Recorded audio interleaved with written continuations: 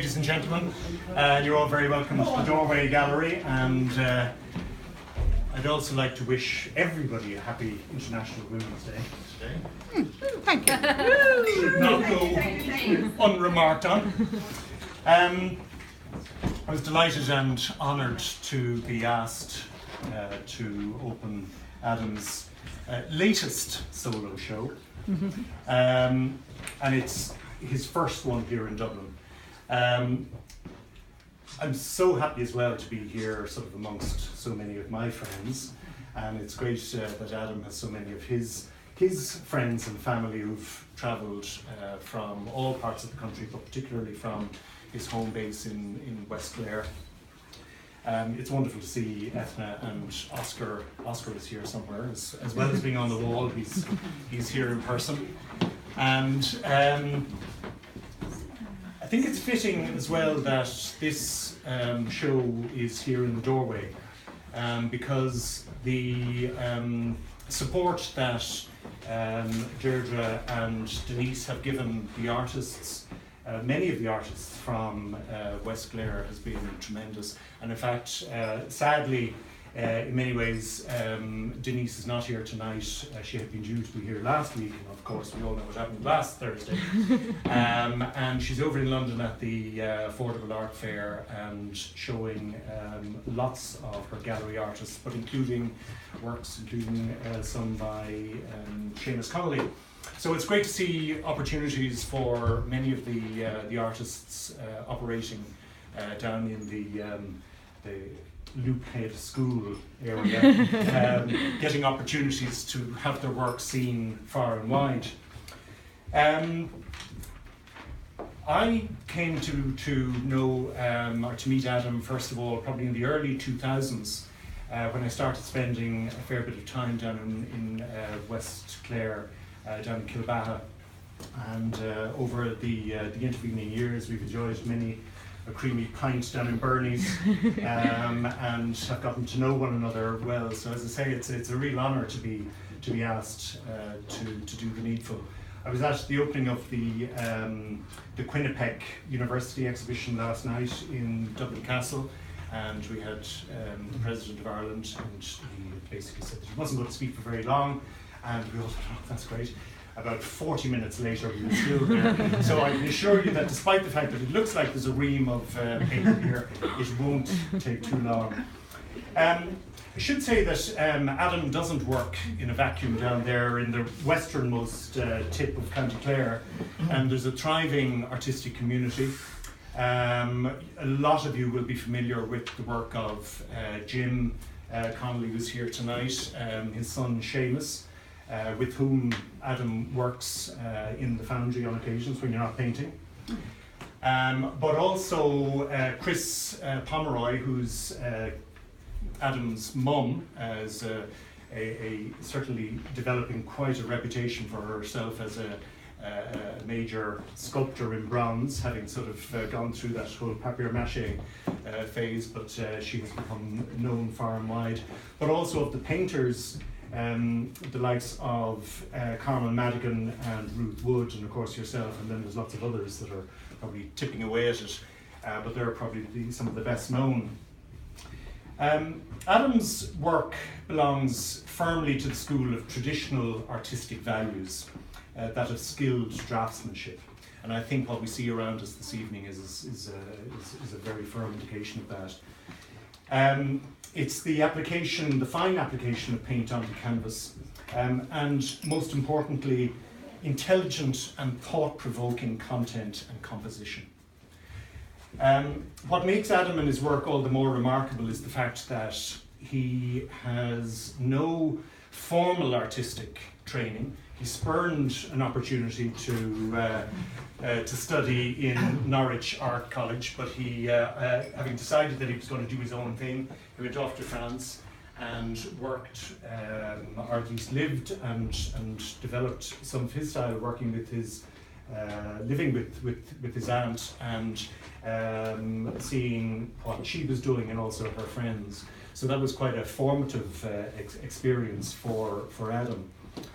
But of course, Adam didn't pick it off the ground. Chris, as I mentioned, is quite an important sculptor, and a lot of you will know her wonderful sort of bronzes of animals, or hens and hares and pigs and some other wonderful creations. And also Adam's late father also painted. So coming from this very artistic and creative family, it was inevitable that Adam should have acquired some of those genetic artistic genes. And we're gathered here tonight to celebrate and enjoy Adam's qualities and skills as a superb artist and painter. So all this artistry needs an outlet, and it's very pleasing to see so much of work from the sort of the Loophead area getting the opportunity to be exhibited and sold in all sorts of diverse locations, from London this week in the Affordable Art Fair, but also with Richie in Cork and Kilkenny, and also here in Dublin at the Doorway.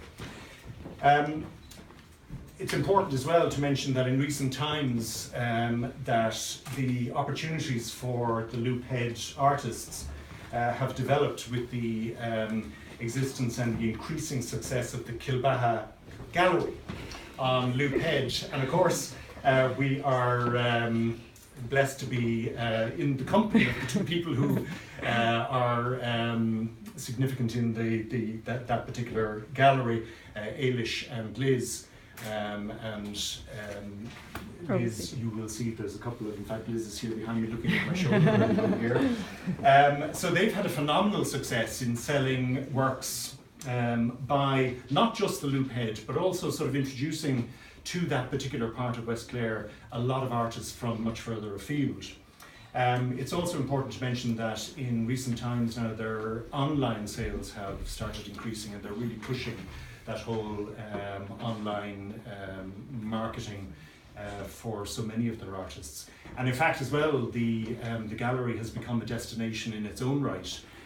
People sort of making specific trips out to Loophead to go to the gallery, and which is all the more remarkable because when you talk to people in Ennis about Kilbaha, they still think that there's dragons out there. It's so far west, as they say. So this is, as I say, the second time I've had the honour to open one of Adam's exhibitions. And in my opening remarks at Glore in Ennis a few years ago, I referred to him as a Caravaggiste. And on a visit to Adam's studio in Kilbaha, I noticed a small reproduction of Caravaggio's The Taking of Christ. And it was in a prominent place, it was sort of somewhere, I think, sort of on the top of an easel. And at the time, it sort of really struck me as being totally and utterly authentic that Adam should have an image by Caravaggio.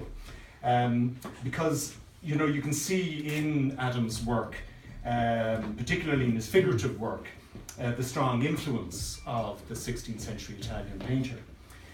Caravaggio employed close physical observations with the dramatic use of chiaroscuro.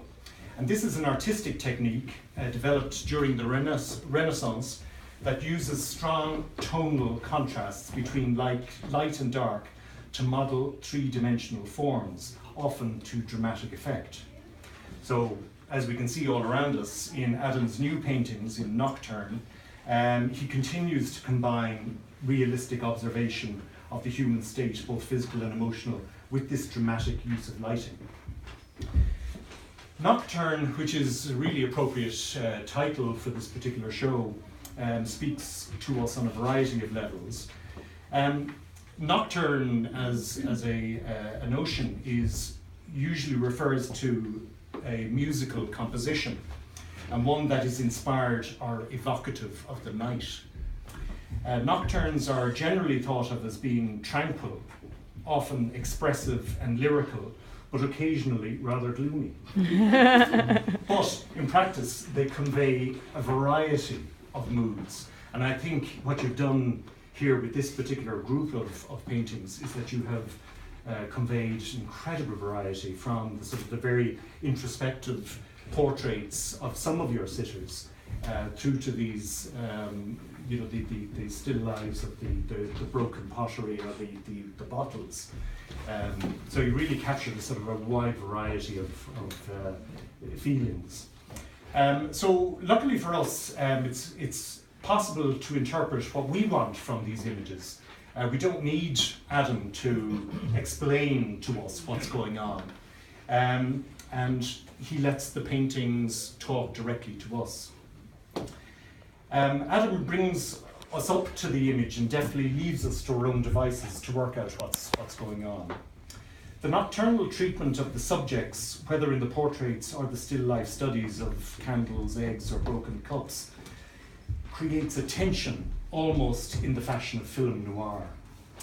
The emergence of figures and faces coming out of the shadows gives us, the viewers, a sense of being unseen onlookers, perhaps being somewhere where we're not supposed to be, or simply as observers and not participants.